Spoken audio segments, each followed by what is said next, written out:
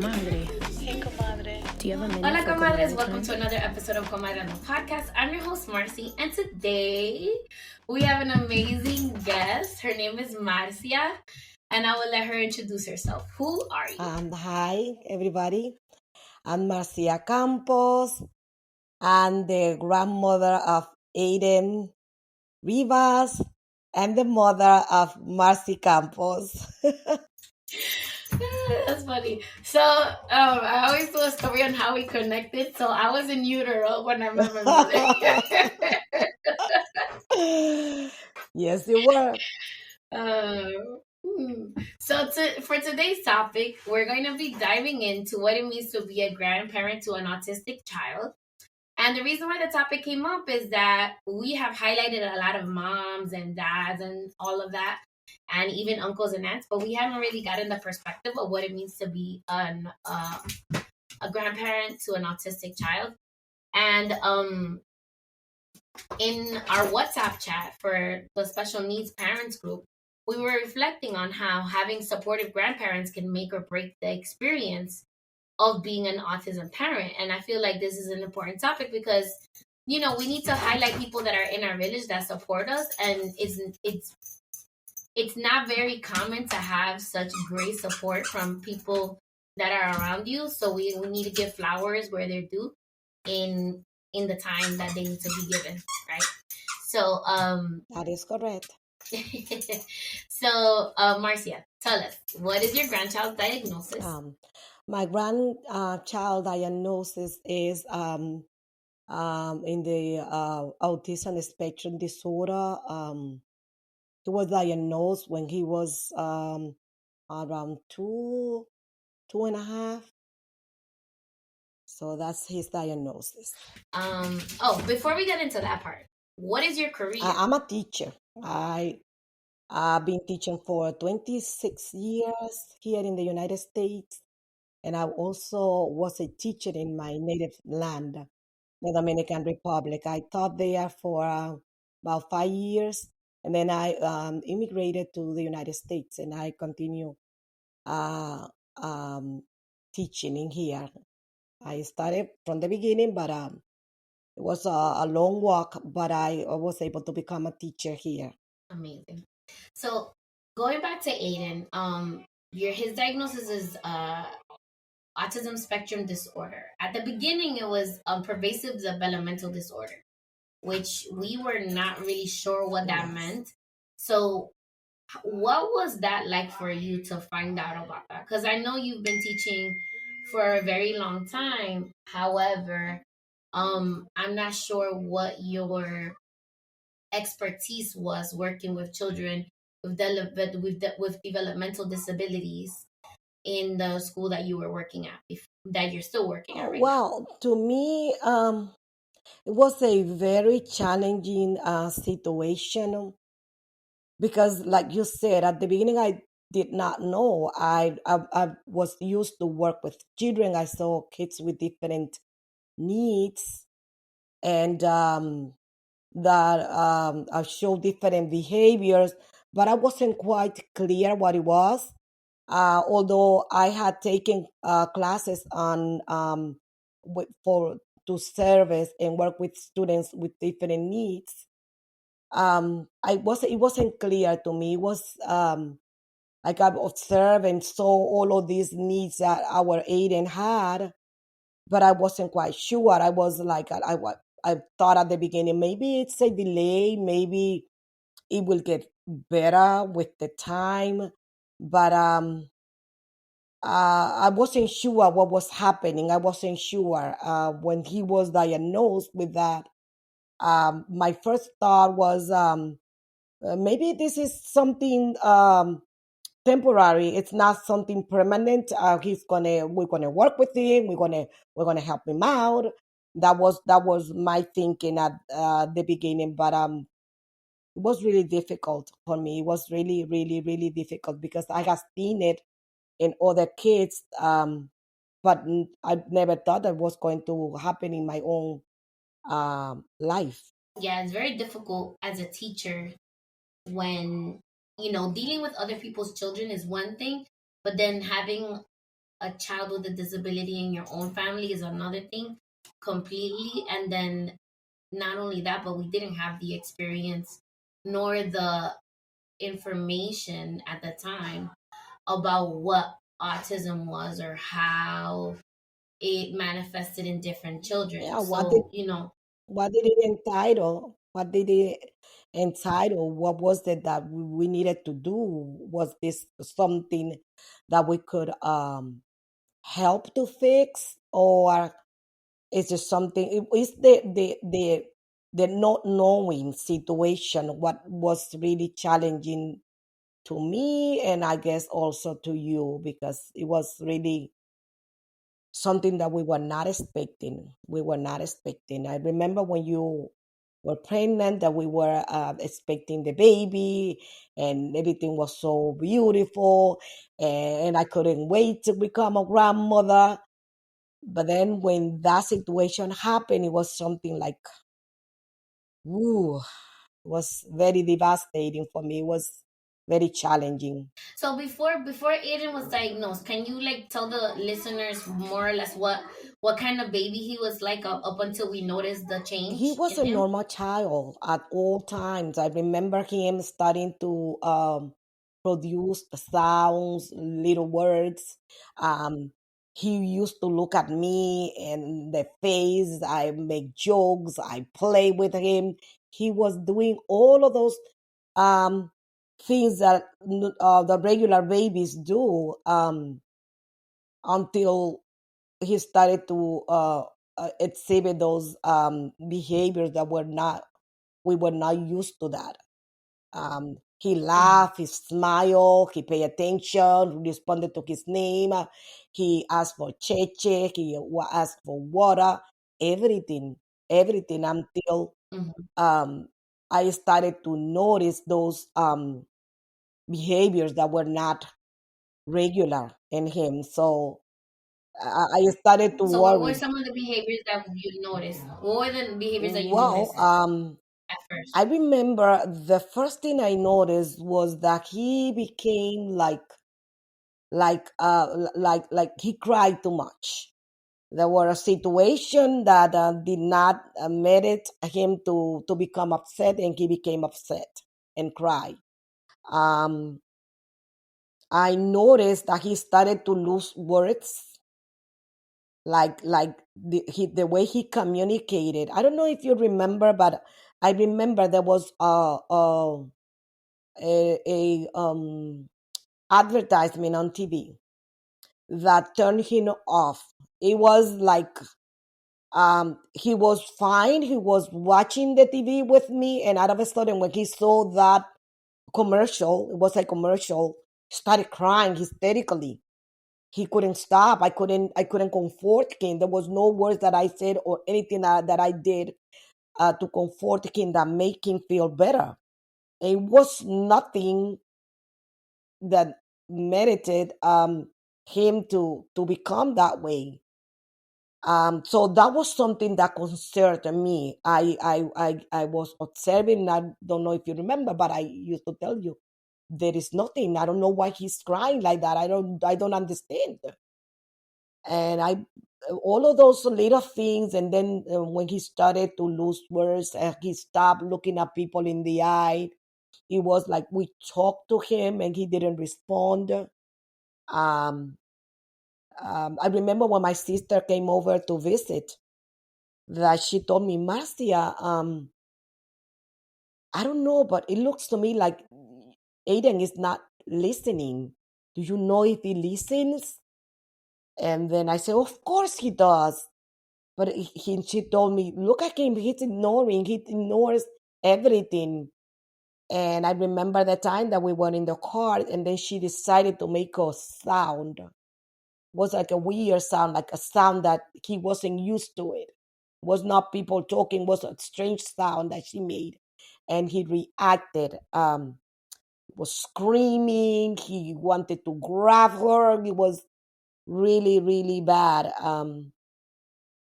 And then that's when we noticed that something was not right with Aiden, was not the way a regular child develops. Yeah, it was definitely a learning experience for all of us, and it was difficult at the time, especially with the crying. Also, remember he used to like randomly just start laughing about nothing. Yes. Like he wouldn't even be playing with anything. He would randomly just start laughing, Hmm. which I after our research later we found out that that was like one of the signs, you know. Yes.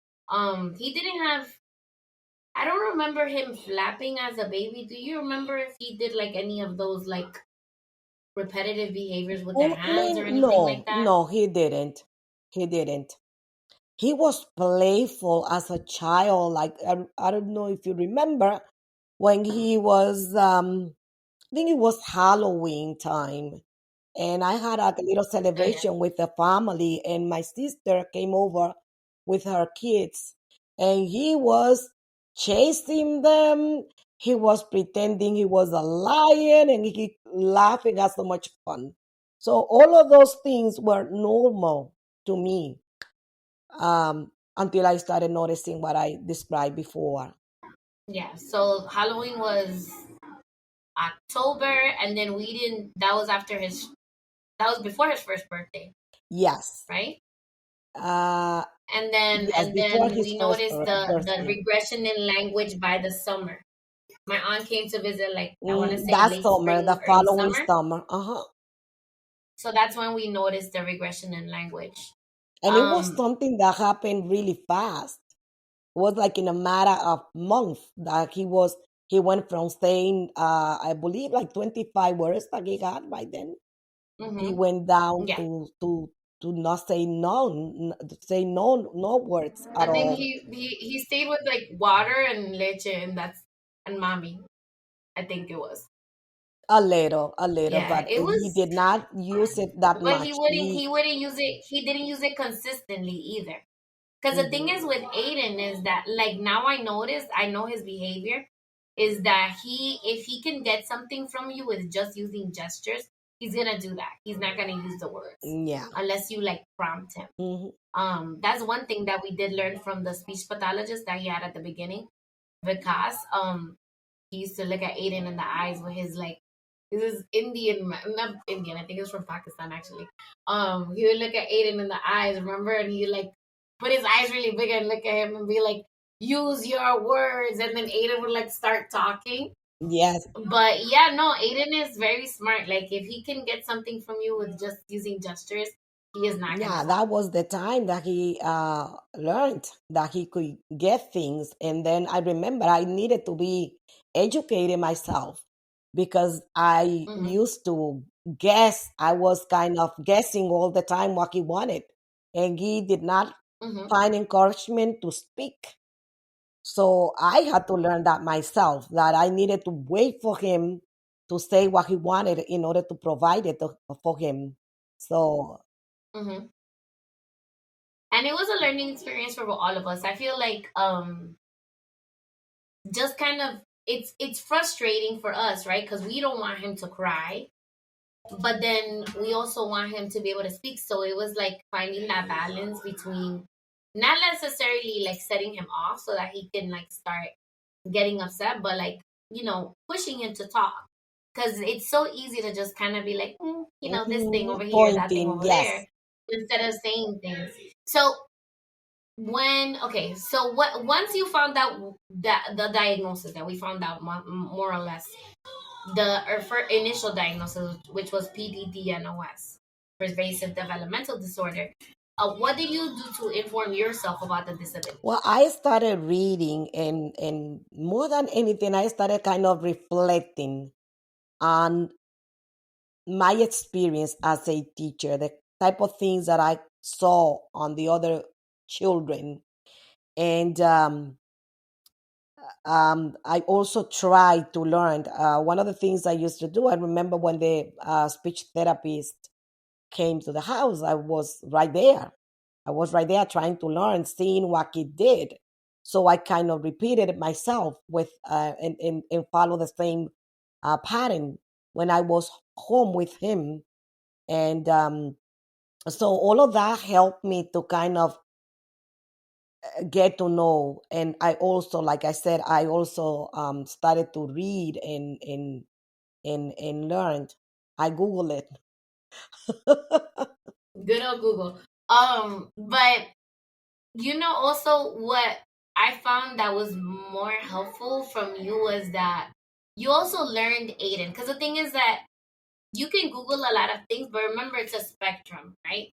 So what you did a lot was like really Mhm. observe him and like as I follow my lead also, like with the things that I was doing and the things that I was learning to teach you how to work with Aiden, right? Because the thing is, like, you're the grandma. You're like, oh, mi niño, Oh my yeah, baby. You want to I just, used to give cry him with whatever him. he You wants. remember that? Because Yeah. I felt like, Mama, So you're too I had to strong. teach you to You be a got to little give him a bit chance. tougher. But yeah, you're right. I I I learned. I educated myself in terms of observing. I became very Hmm. observative, and I pay attention to things that turn him off, things that were no pleasant for him in terms of like noises and things like that that could bother him and make him cry. Hmm. So little by little, he was introduced. I was very patient with him, and I'm glad to say that today our Aiden is a different Aiden.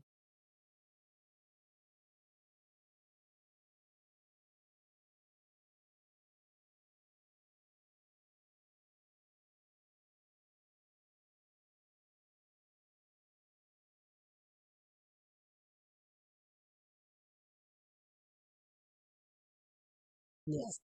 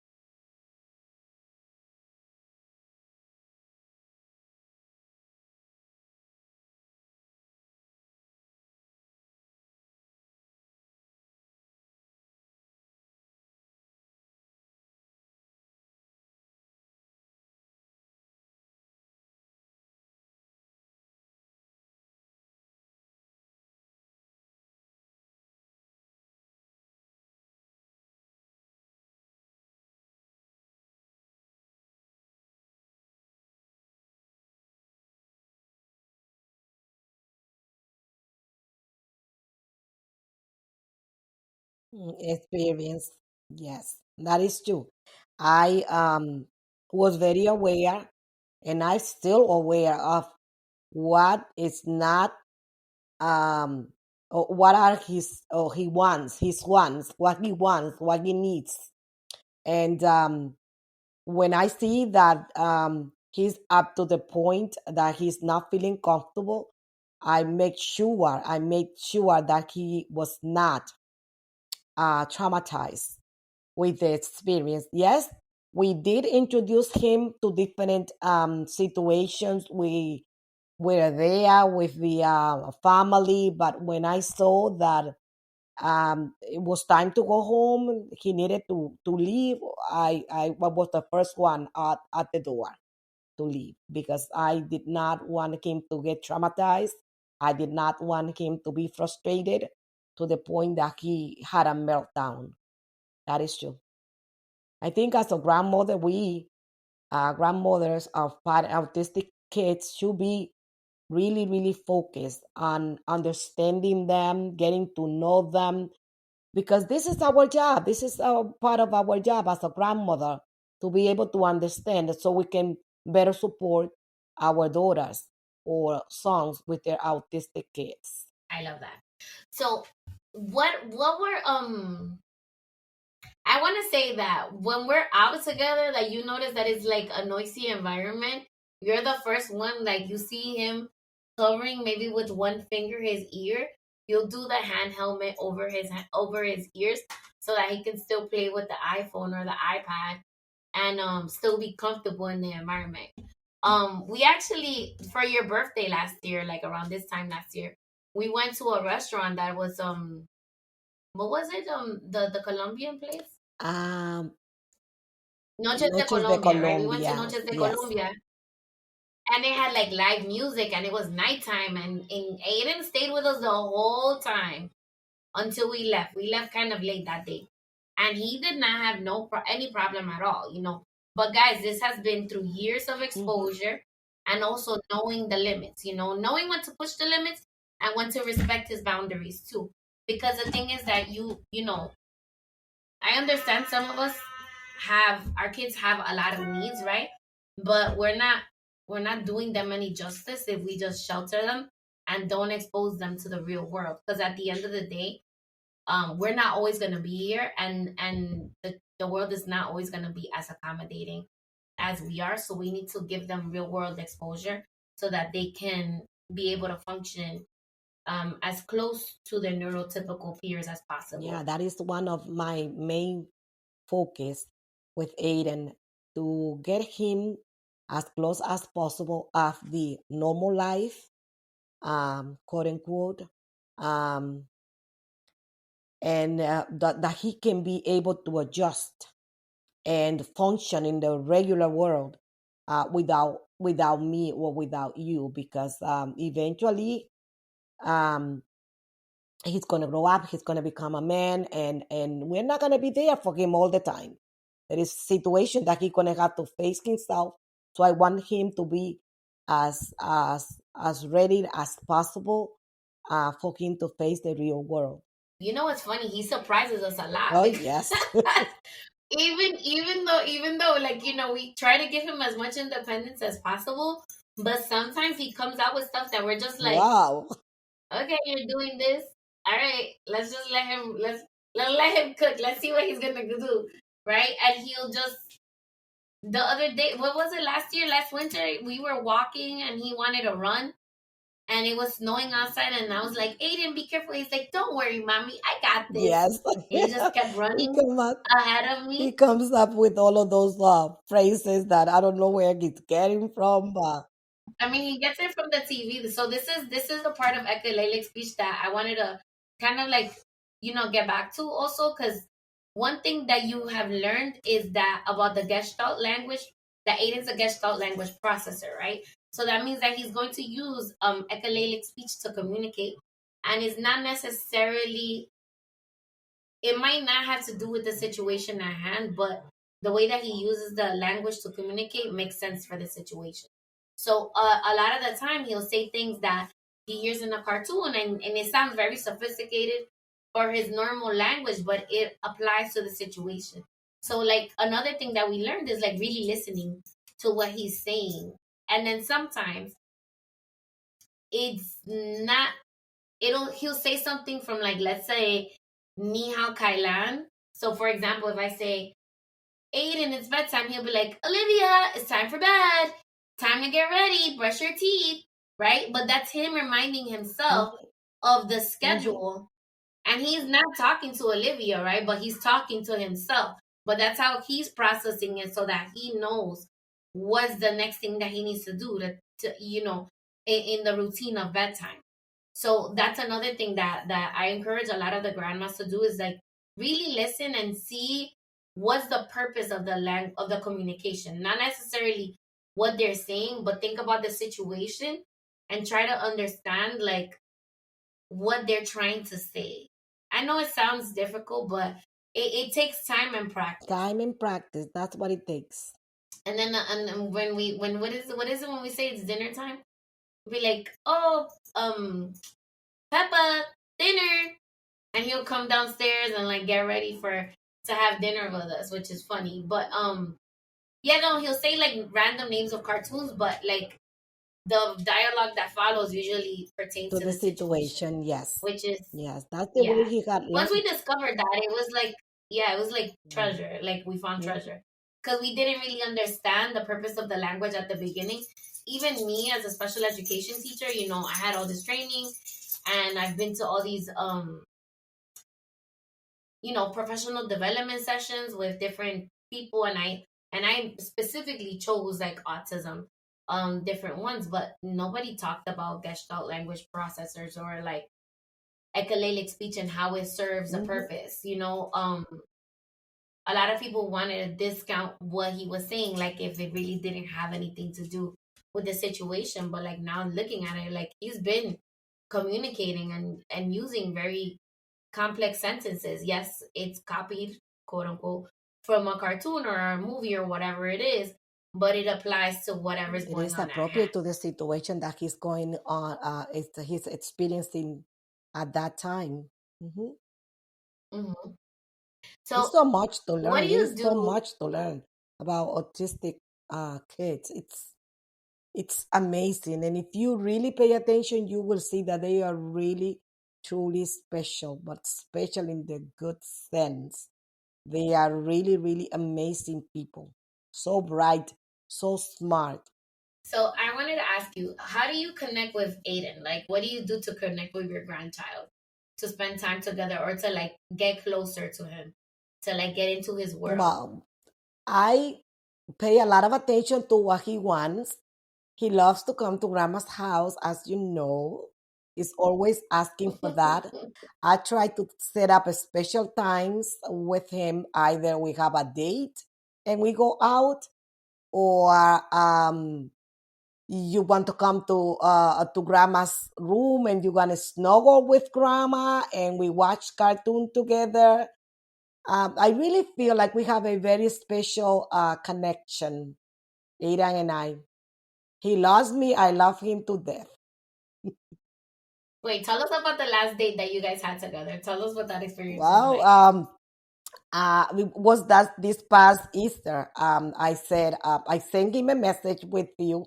I told tell Aiden that we're having a date.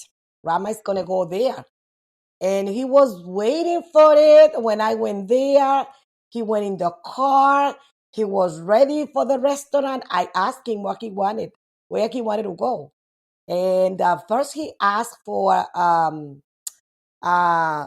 chicken nuggets. And I said, well, I don't want to go to McDonald's. I think we should go to a very special place.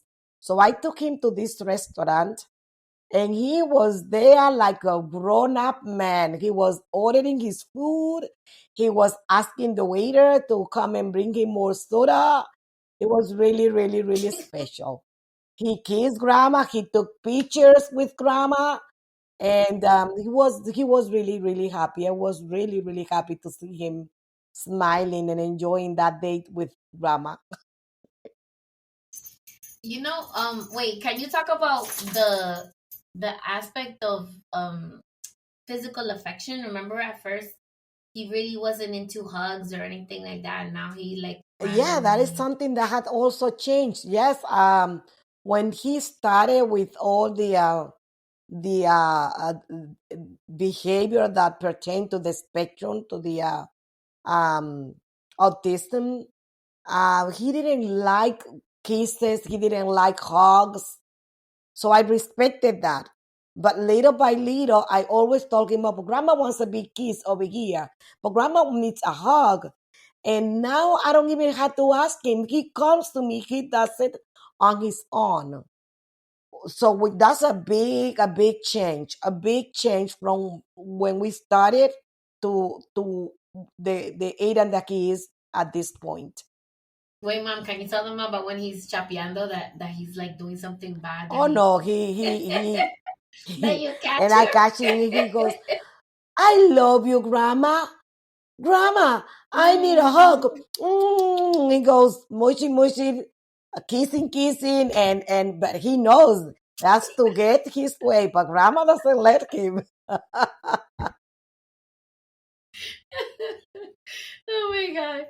Oh my god. Oh wait. So going to those kind of memories. So what are some joyful or challenging memories that you want to share about Aiden that come to mind? Oh. You can start with challenging and then go to joyful, or joyful and then go to I'm challenging. gonna It's up start to with the you. challenging one. To me, when I found out that he has so much trouble chewing, to me it was so scary. Oh my God. I remember I was so scared when I feed him food or anything that was that he needed to chew. Because believe it or not, those behaviors that we take for granted, like chewing is a natural thing that people are not taught to chew. We had to teach him, we had to remind him to chew his food. So it was to me like I remember the time that he was choking on a bone or on food that I fed him, and it was like, oh my God, I was so scared. So it was so scary to me. So that's one of the challenging one of them. We gotta have other, but that's one of the one I always come to my mind because I was so scared. I was so afraid that he was going to choke on the food and I was not going to be able to save him at that moment. It was really, really challenging to me. So I'm so glad that at this point he has improved so much. We still need to remind him to chew and to eat his food slowly, but he's doing much, much better with that. He's doing really, really much better. With the chewing thing, I think it's a teenage thing. He's just trying to like finish the food so he can go back to playing or whatever. But definitely like working on like reminding him of like, okay, slow down. The food is not going anywhere. You can still watch the same TV. And if it was like that he was watching live TV, I understand. But he's watching YouTube videos. Like he can watch it whenever he wants. But in his mind, it's like, oh, I have to finish right away so that I can eat. Like so I can go upstairs and play. Um it reminds me of my brothers a little bit, but not so much. Like not so extreme like Aiden. Like Aiden literally like he'll inhale a plate of rice and beans in like a fraction of seconds, and you're like, "What happened to all your food? Did you throw it Yeah, so away?" You're like, fast. he's like, "No, it's my belly." The joyful moments when he graduated last year, I was so, oh my God, like I felt like I wanted to cry because it was so rewarding seeing him graduating. And when he learned to read, that he read books, stories to me, making the different voices. And when I discovered that he is able to put together his own cartoons, he creates new things. He mixes up cartoons and voices and phrases and episodes and things that happen, and he brings it from one cartoon to the other. I could see how bright he is, how amazing my grandson is. And that has no words to describe the feeling of happiness, the feeling of the rewarding feeling of seeing him turning into such a amazing young boy. So because at the beginning I was really scared. I didn't know what his life was going to be like. um I didn't know if he was going to become independent, but I've seen the growth, and all of that. It's making me feel, and I'm certain now that he's going to be able to succeed. He's going to be able to be part of the world, to be successful and become the type of person that I want him to become. So I'm certain. I know Aiden is going to shine. He's shining already. You know what's funny? I was remembering now. Remember when we went to DR? I think it was like he must have been 6 or 7. That we were all eating together, and then like you were wearing heels and you were Oh behind us, yeah. and we were like walking really fast because we were running late.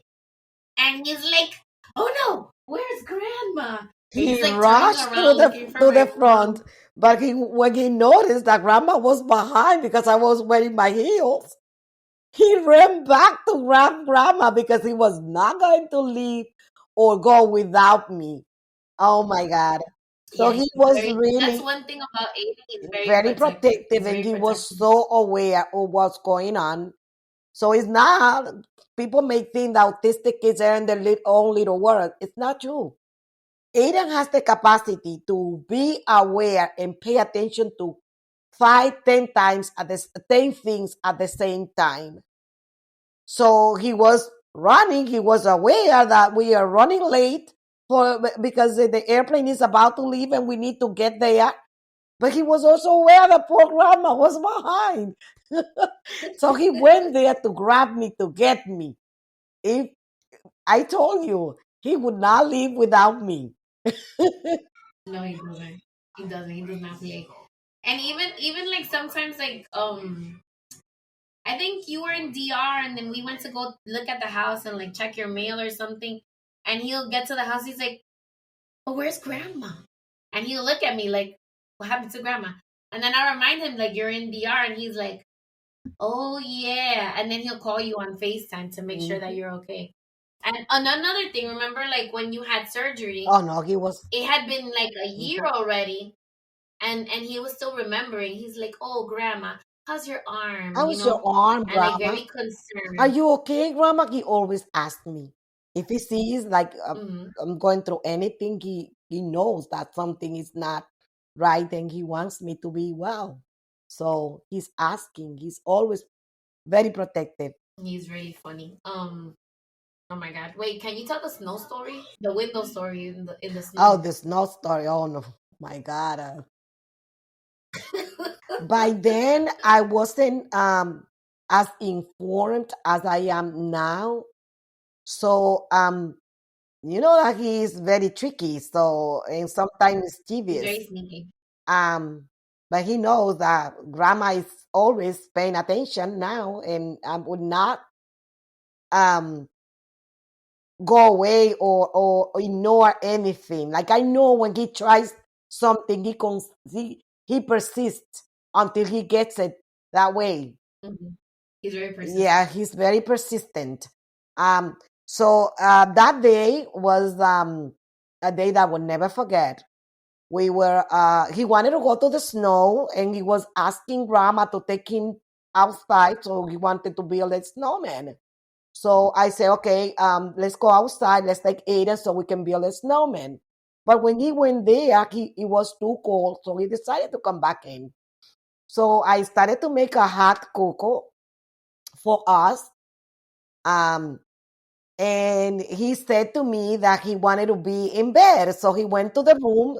He wanted to take He a nap. went to take a nap. He went to the room and he was in the room. We assumed that he was watching TV or taking a nap. But what he did was that he shut the door and he was looking at the snow out the window and he decided that he wanted to go there. But he didn't ask me. So what he did was he opened the window and not that he fell. It was the first floor, thank God. Not that he fell. I believe, based on what I saw in my analysis of everything that happened at that moment, um, he climbed down the window. He turned like one of those cartoons. He grabbed the edge of the window and he slowly slide down the window. Because I saw in the snow the foot print on the floor. It wasn't that he fell head first. He slid down the window. And thank God. That was really, really scary because my daughter-in-law, uh, Farisa, she was outside with my son Albert cleaning the car, the snow out of the cars, and she heard that little voice. Oh, it's so cold! It is too cold. We were still in the kitchen making the hot cocoa. Thank God, thank God. She was outside and they heard him. So It was He a was like, very "Brr, scary it's cold." experience. He was like, "Brr, it's cold." And then when Fariza found him, he was wearing just like Socks, his socks, long pajamas. and No, he long wasn't even pajamas. No, wasn't he wearing he has the socks? stockings. He had the socks on and the PJs. That was all he was on. It was really, really scary. And trying to explain that day, I realized that uh we needed to be really, really alert with him because he wasn't aware Mhm. of uh, what was Dangerous. dangerous. He was not aware of danger because if he knew, he would never go in his PJs outside and try to walk Hmm. in the snow. It was really, really, really scary, that memory, and painful to me. Still painful. It is still painful.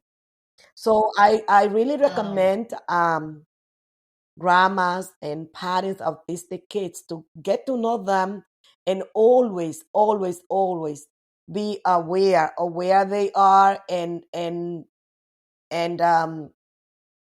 be aware that they are not um, aware of danger. So we need to yeah. protect them until they learn what is Hmm. dangerous. Because I know that right now, after that episode, right now, Aiden cannot see a window open. He goes, he runs, he shut it down because now he It's knows true. that windows are dangerous. So, but Hmm. until they um, acquire those skills, and they acquire the ability to distinguish what is dangerous, we had to be protecting. We had to be aware. We had to make sure that Hmm. they are safe. So I had a question. How do you educate the rest of the family that are elders, like people that are older than us, about Aiden's differences or like how Aiden Well, learns? I always talk to them. I get them to understand that being different doesn't mean to be less. It doesn't mean to be less.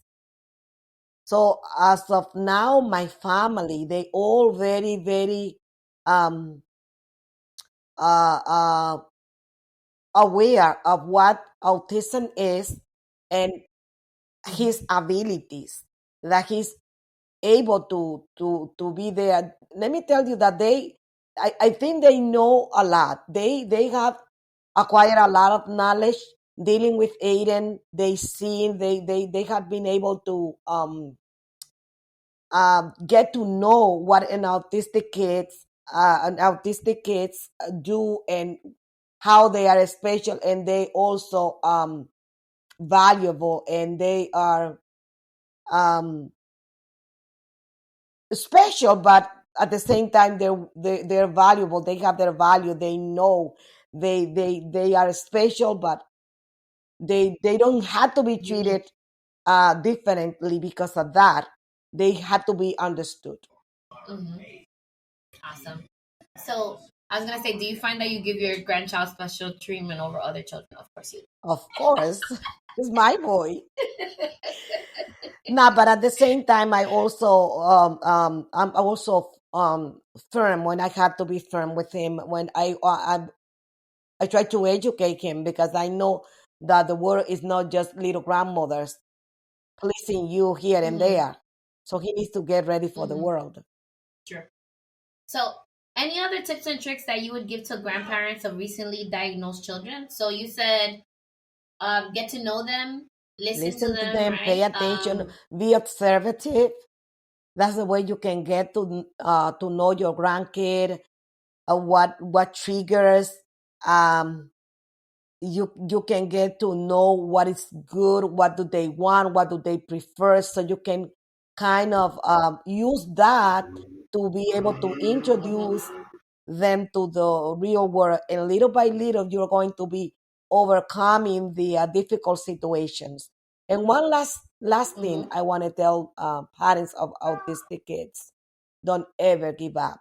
Do not ever give up on your grandson or your granddaughter, because they can make it. They can make it with your support and the parents' support. They can make it. They can become uh, citizens of the world. They can become whatever they want. It's just a matter of supporting them and making sure that they have what they need. Don't ever give up. You look for support, you look for therapy, you look for anything that they need, and be there, because before you know it, they're gonna be like my Aiden. Okay. All right, comadre. So this was an amazing episode, Mom. Thank you for coming Oh, on the thank you for show. having It's me your first over. time. Yay! You're officially a comadre of the show. So I'm gonna end the show how I usually end it, which is follow me at Comadreando Pod. If you have any questions at all, please feel free to send me a Comadre-Gram via email at marcy@comadreandopod.com or slide up into my DMs. Remember to visit our website, www.comadreandopod.com, to read our latest blog posts, find out about future events, and get your official Comadre merch. Comadres, remember this Wednesday, April 19th, we're having a Uptown Autism Family Safety event that is going to be taking place at Alianza Dominicana Cultural Center in Washington Heights, 530 West 166th Street. Starting at 6:30 and ending at 8:30. Make sure to bring your babies. We're gonna have all kinds of stuff over there. Gift bags, a sensory corner. We're gonna have a couple of presentations by different people. Make sure that you come on down and bring a family member. Bring the grandmas. And bring the grandmas. Thank you for spending time with your comadres, and good night, everyone. Bye.